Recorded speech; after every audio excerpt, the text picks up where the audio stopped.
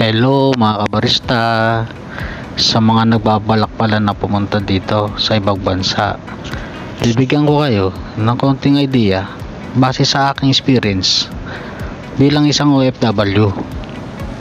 Hindi madali ang pagiging OFW mga kabarista. Marami kang pagdadaanan ng mga pagsubok sa buhay na ikaw lang mag-isa ang haharap ng mga ito, tulad ng pangungulila sa pamilya, homesick, stress na minsan yan pa ang dahilan sa pagwakas ng isang buhay pag pinanghinaan ka ng kalooban at ng isipan na hindi naman dapat mangyari ang ganong bagay. Kaya isipin nyo ng higit sa 10 mga kabarista bago kayo mag-abroad. Tatagan ng kalooban at kaisipan